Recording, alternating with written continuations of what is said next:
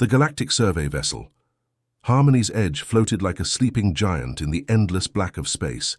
Its crystalline hull caught starlight and twisted it into rainbow patterns that danced across the ship's bioluminescent corridors. Inside the communications bay, Officer Talvin was having what he would later describe as the most boring shift of his career when his equipment suddenly came alive with noise. The transmission hit their sensors like a splash of cold water. Talvin's 4 eyes widened as he stared at the readings. The signal was rough around the edges, transmitted on primitive electromagnetic frequencies that most civilized species had abandoned centuries ago. But there was something unmistakably intentional about it. Mathematical sequences pulsed through the static, prime numbers, basic physics constants, the universal language of intelligence. "Commander to the bridge," Talvin's voice cracked slightly. As he spoke into the ship's communication system, "We have an unscheduled contact." Commander Veltar arrived within minutes, his silver scales catching the blue light of the instrument panels. He was old for an Altarian, his scales bearing the deep blue tinge that came with age and wisdom. Behind him floated Dr. Nimka, the ship's xenobiologist, her translucent tentacles already reaching for the nearest data terminal before she'd fully entered the room. "Report." Veltar's voice carried the authority of someone who'd spent 40 years exploring the galaxy's forgotten corners. Talvin's claws clicked nervously against his control panel. "Sir, we're receiving artificial transmissions from an uncharted system. The source appears to be..." He paused, double-checking his readings. "The third planet from the local star. They're calling it the Sol System in the transmission." Dr. Nimka's tentacles danced across her equipment as she pulled up the preliminary scans.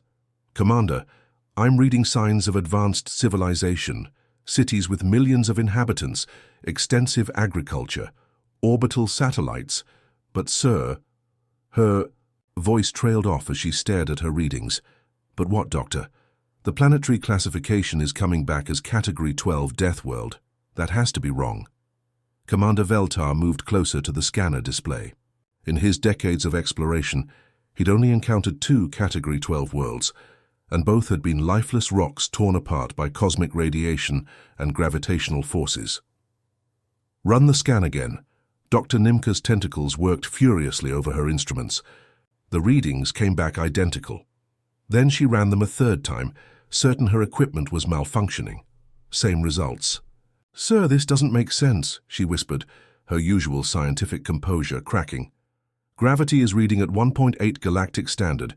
The atmosphere contains 21% reactive oxygen. That's poison to most known life forms. Stellar. Radiation levels are off the charts. The magnetic field fluctuates wildly. Geological scans show active tectonic plates causing constant earthquakes and volcanic activity." Science Officer Kethra, a spider-like being from the outer rim, skittered over to join the conversation. His multiple eyes focused on the data streams. "Commander, these readings suggest environmental conditions that would kill most species. Within hours. The atmospheric pressure alone would crush a Zalarian. The radiation would cook a Thylorian from the inside out. Yet you're telling me there's a civilization down there," Veltar said, his scales shifting to a darker blue as his concern grew. "Not just a civilization, sir," Talvin interjected, his excitement overriding his nervousness. "Listen to this." He played back a section of the transmission. Strange sounds filled the bridge, rhythmic patterns that rose and fell like ocean waves, complex harmonies that somehow managed to be both alien and strangely familiar. "Is that music?" Dr. Nimka asked. "It appears to be, along with what seems to be entertainment broadcasts, news transmissions, and something they call the Internet, a global information network." Commander Veltar studied the swirling blue and green planet on the main display. White clouds drifted across its surface like cotton floating on water. It looked almost peaceful from this distance, beautiful even, nothing like the hellish death world the scanners insisted it was. Could they be artificial beings? Robots designed to survive in these conditions, Kethra suggested, his multiple legs clicking against the deck plating. Dr. Nimka shook her head.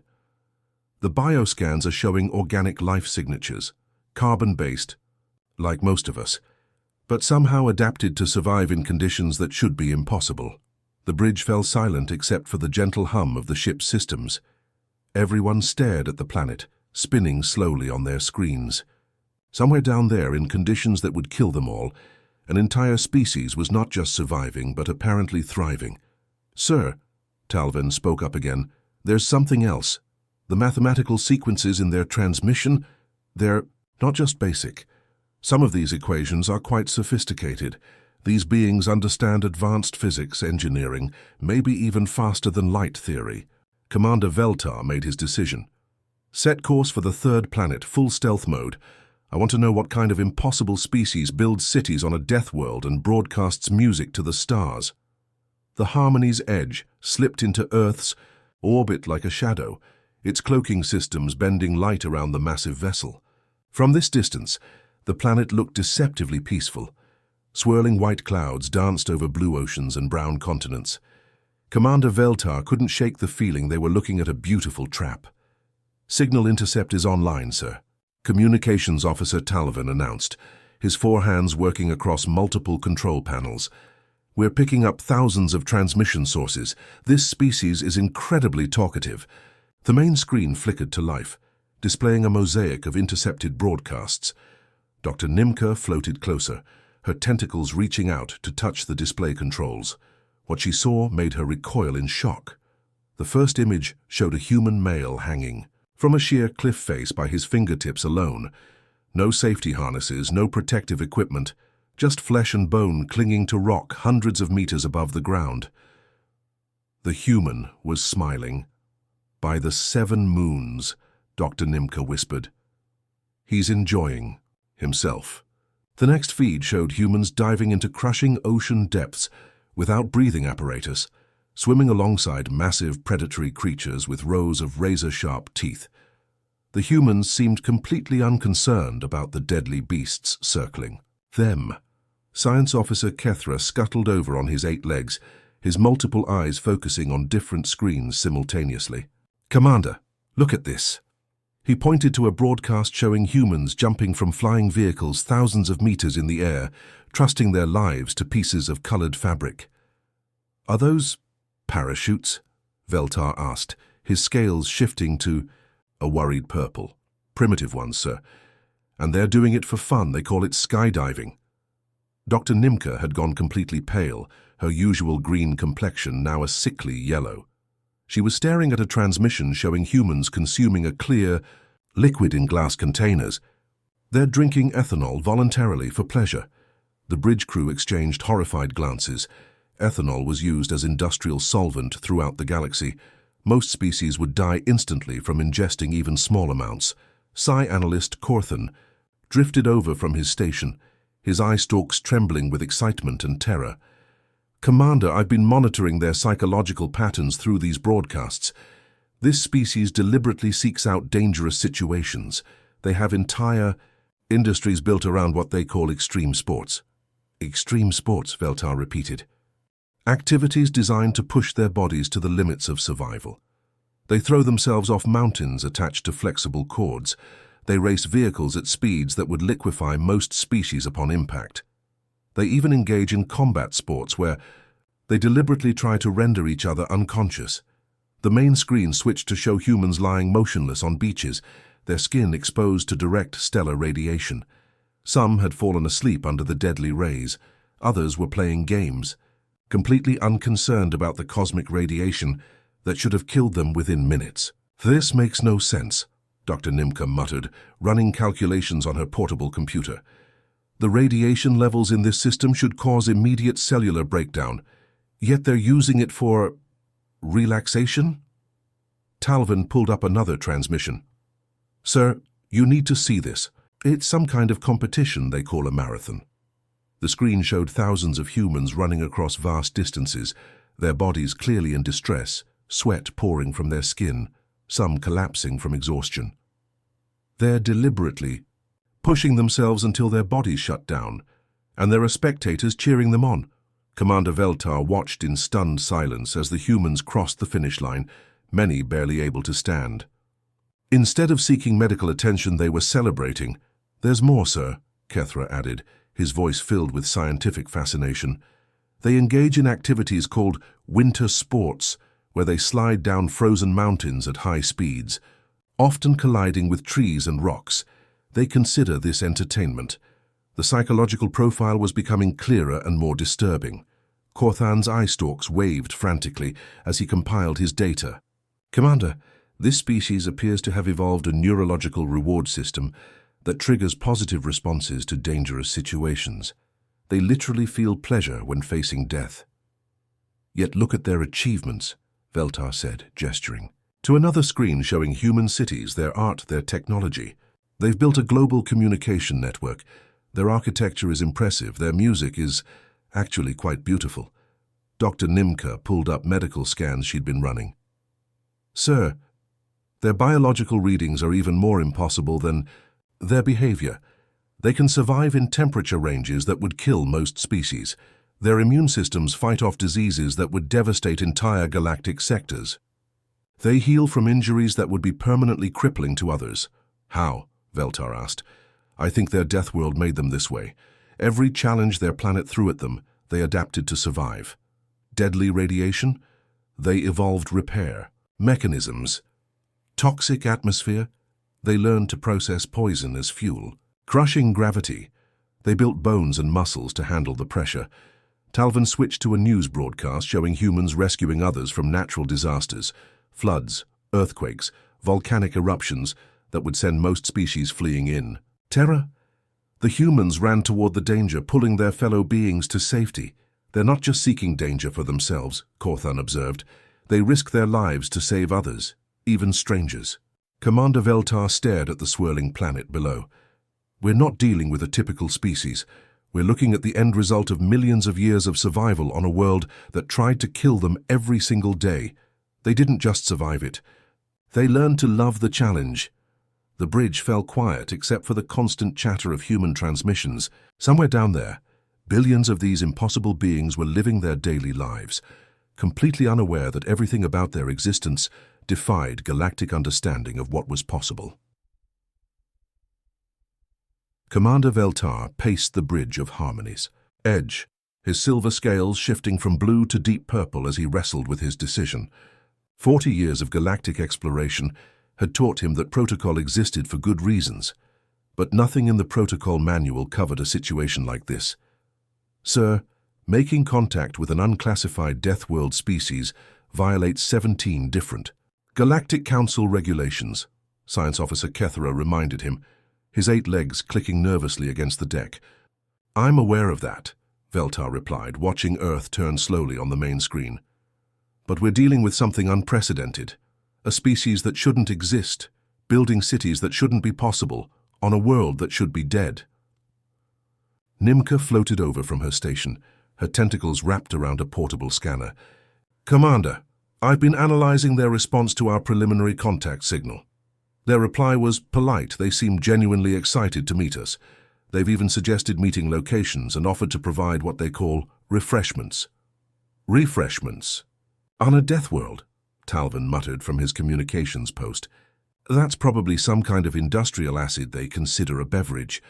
3 hours later, the docking bay of Harmony's Edge hummed with nervous energy. The alien crew had spent considerable time preparing the meeting chamber. Air filters worked. Overtime to create the safest possible atmosphere. Gravity generators were adjusted to galactic standard. Medical teams stood by in case their guests suffered immediate environmental collapse. The human shuttle approached their ship like a tiny metal box compared to the organic curves of the Harmony's Edge. It docked with a gentle thump that sent vibrations through the hull. "Here they come," Talvin announced, his voice tight with anticipation. The airlock cycled open, and 3 humans stepped through. The entire alien crew stared in disbelief. These were the beings who thrived on a Category-12 Deathworld. They looked so fragile.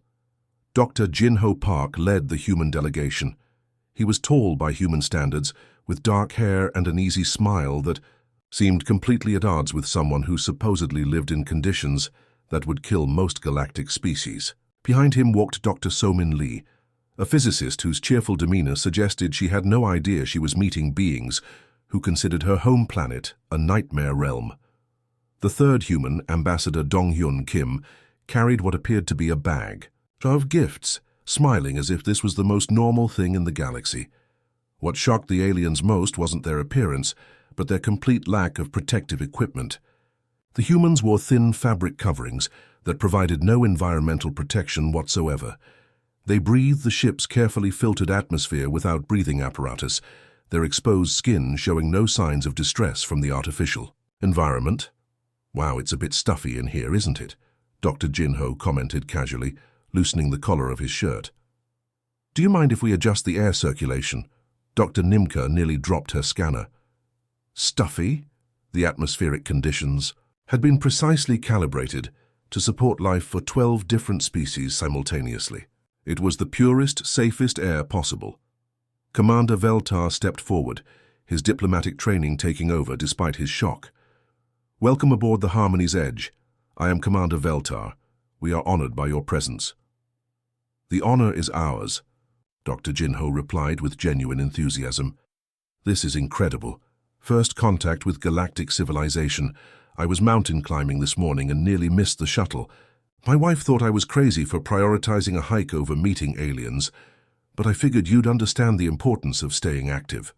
Science Officer Kethra's multiple eyes went wide. "You were mountain climbing? This morning?" "Just a quick climb up Namsun. Nothing too challenging, maybe 800 meters of vertical rock face. Great way to start the day." Dr. Jin-ho noticed the horrified expressions around him. "Is everything all right? You all look a bit pale." 3. Crew members immediately excused themselves from the meeting room. Within minutes, reports came in that they'd been admitted to the medical bay with severe panic attacks. Dr. So-min stepped forward, pulling out a tablet device. "We brought some information about Earth to share with you. We're so excited to learn how we compare to other species in the galaxy." "Actually," Commander Veltar said carefully, "we need to inform you that according to our classification system, your planet registers as a Category-12 Deathworld." Instead of the shock or fear he expected, Dr. So-min's face lit up with genuine delight. "Really? That's actually pretty cool. We always suspected Earth was tougher than most planets.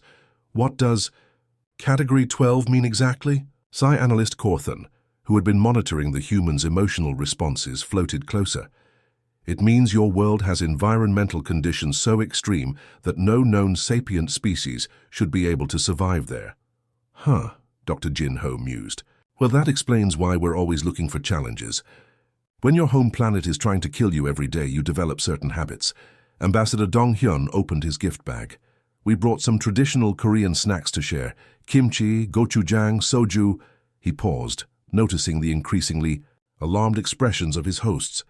"They're perfectly safe, I promise." Dr. Nimka's scanner started beeping frantically as it analyzed the human food items.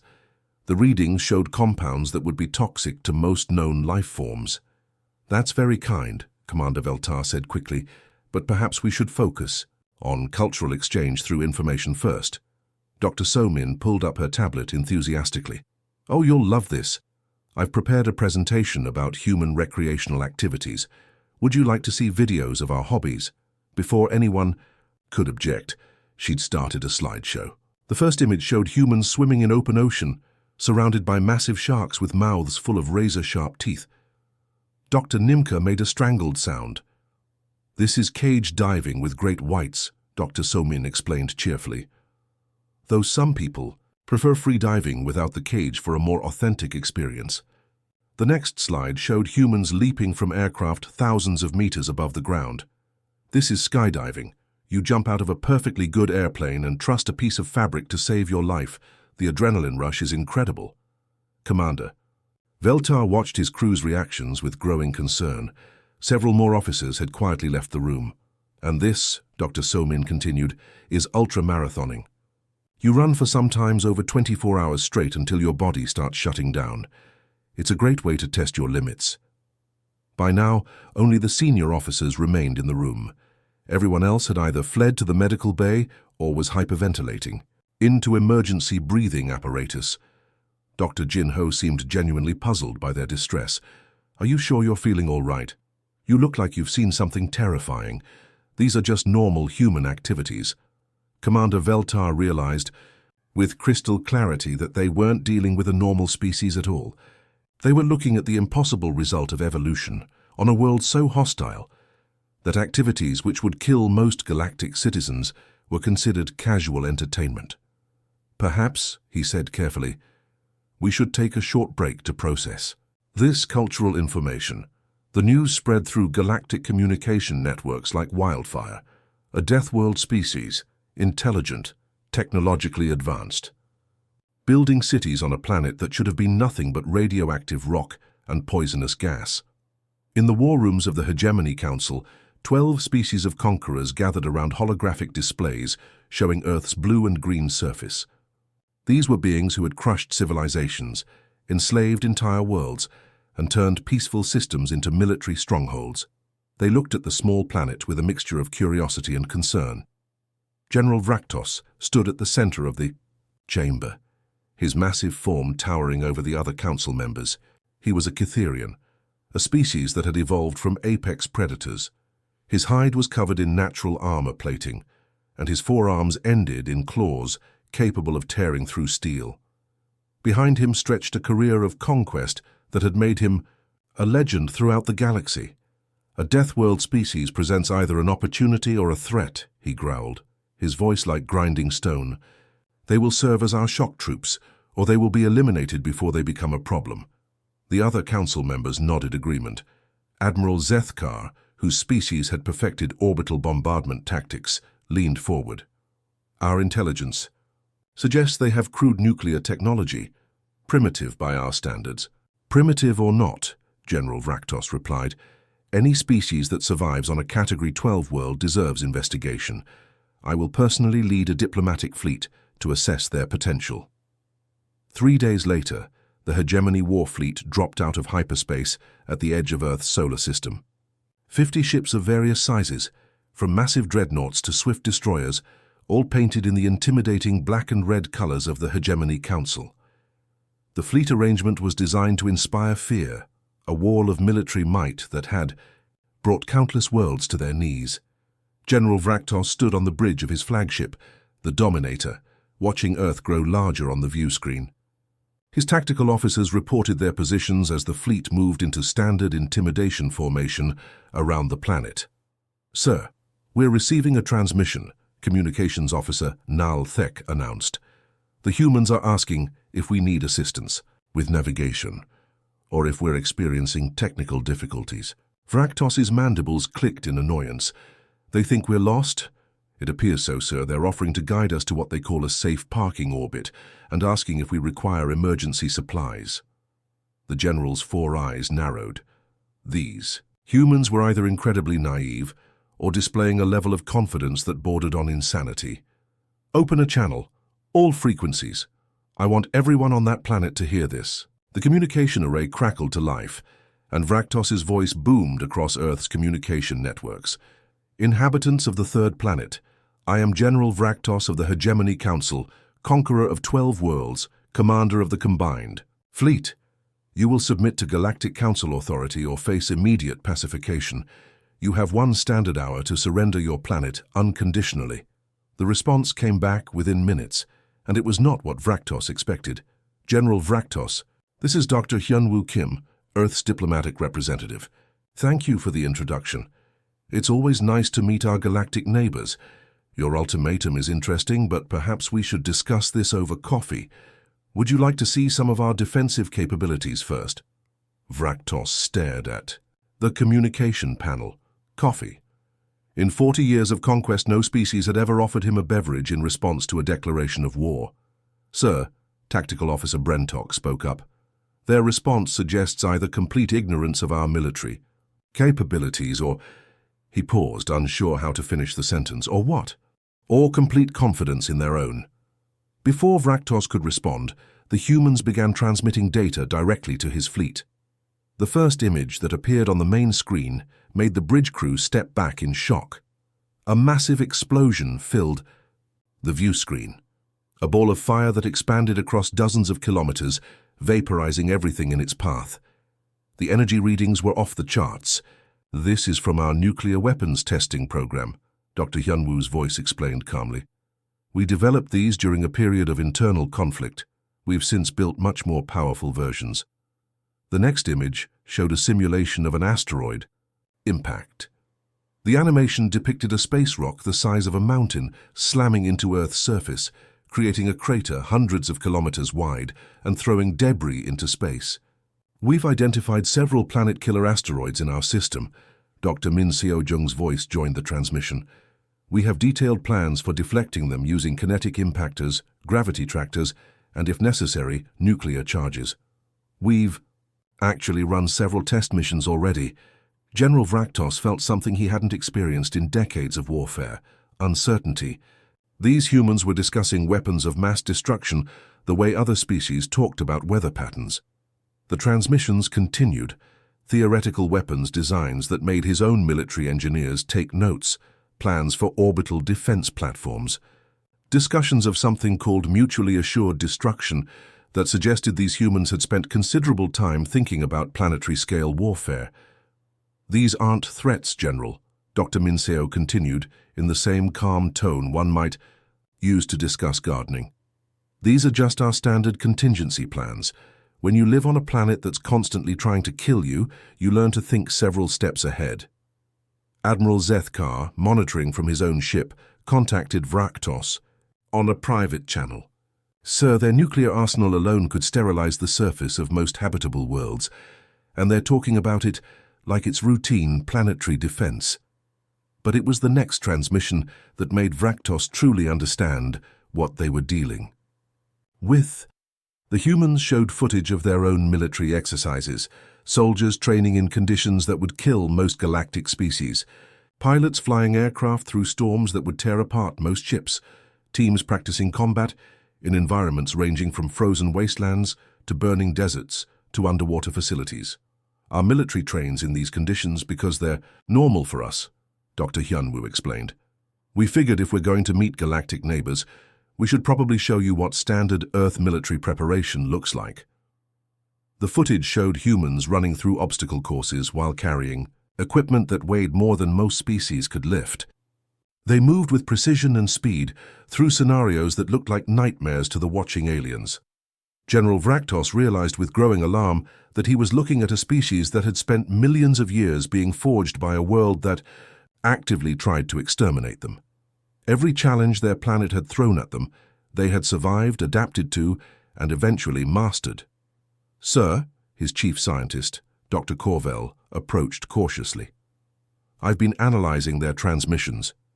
The atmospheric readings from their training exercises show radiation levels that would require full protective suits for our troops. They're operating in those conditions wearing minimal protection." "And their casualty rates?" Vraktos asked. "Negligible. They consider these exercises routine training."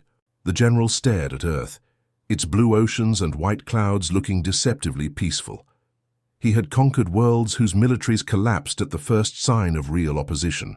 He had faced species who surrendered rather than lose a single settlement. These humans lived on a death world, called it home, and had built their entire civilization around the concept of surviving the impossible. For the first time in his career, General Vraktos wondered if he had picked a fight with the wrong species. General Vraktos stood on the bridge of his flagship, staring at the blue marble that hung in space before his fleet. For 3 days, his analysts had pored over human transmissions, military data, and defensive capabilities. What they found had shaken the foundation of everything the Hegemony Council believed about warfare and conquest. "Final ultimatum," he announced into the communication array, his voice carrying the authority of someone who had never been denied. "Surrender immediately or face total planetary bombardment. You have 30 standard minutes to comply." The response came back within seconds, but it wasn't from Earth's military or government. Instead, their communication channels were flooded with something far more unsettling: home videos. Billions of them. The main screen filled with footage of human children playing in their backyards. Normal everyday scenes that would have been completely unremarkable on any other world. But this wasn't any other world. This was a Category-12 Deathworld, and the children were laughing as they tumbled around in gravity that would crush a Zalarian's bones to powder. "Sir," Tactical Officer Brentok reported, his voice strained, we're receiving approximately 2 billion individual transmissions. They're showing us their daily lives. One video showed an elderly human woman tending to her garden.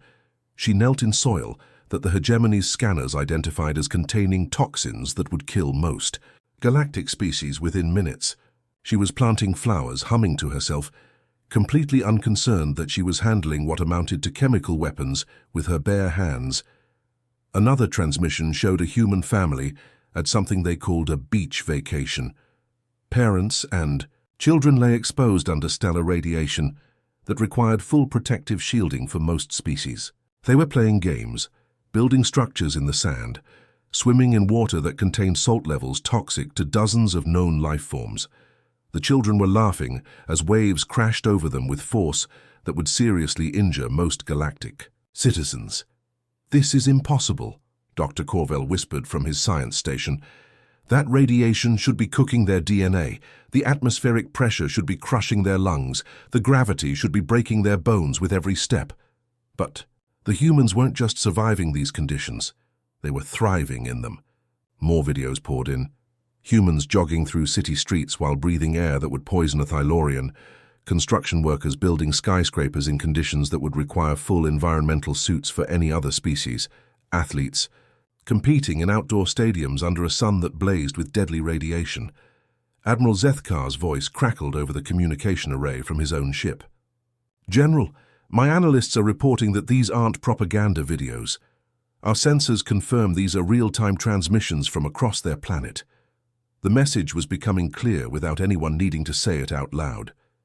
If humans could live and play and work in conditions that would kill seasoned hegemony warriors, what would happen if those same humans were actually threatened?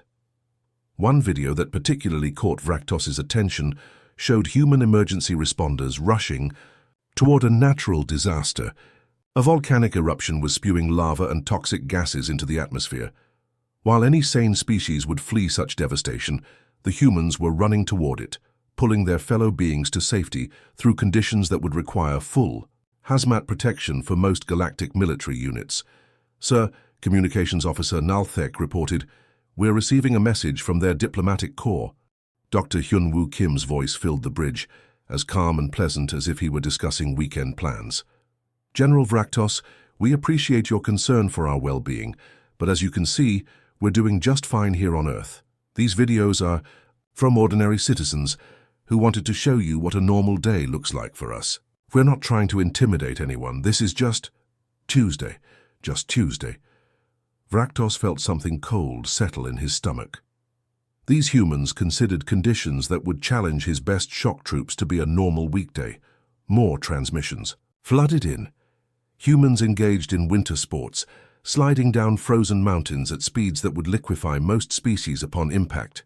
Humans exploring underwater caves where the pressure would crush standard military submarines. Humans climbing mountains where the thin atmosphere would suffocate most galactic citizens within minutes.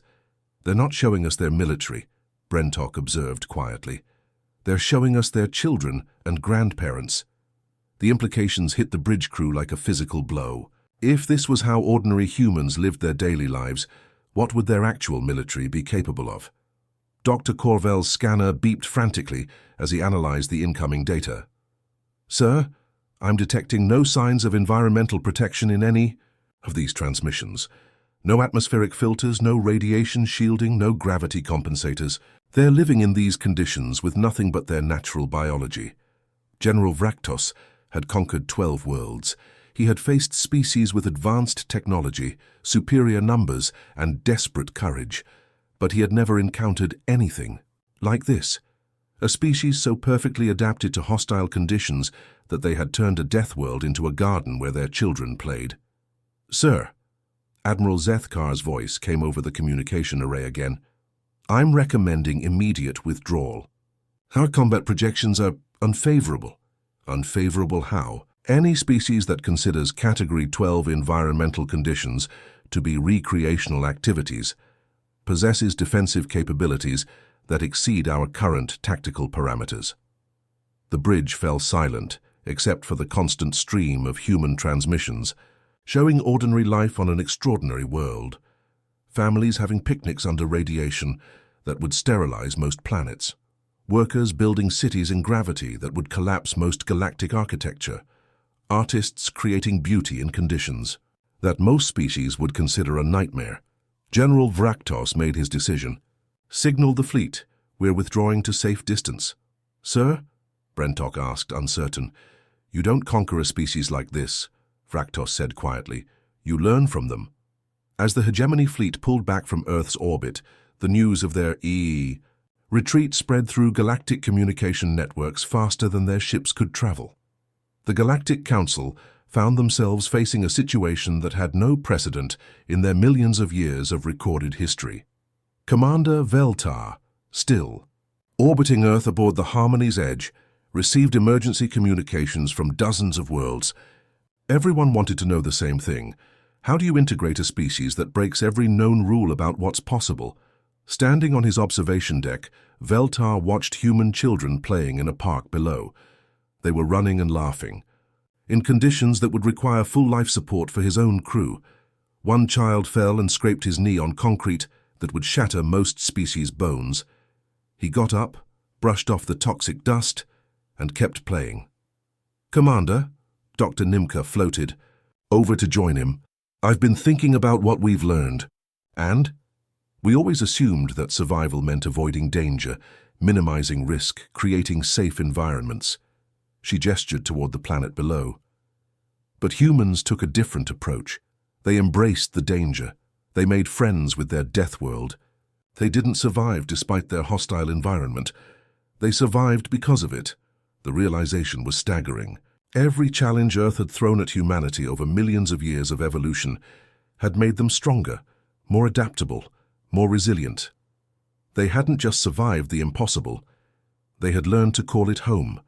As reports flooded in from across the galaxy about the hegemony's retreat, something unprecedented began to happen. Species that had lived in fear of conquest started looking at Earth with new eyes. If humans could thrive in conditions that would kill most galactic citizens, what else might be possible?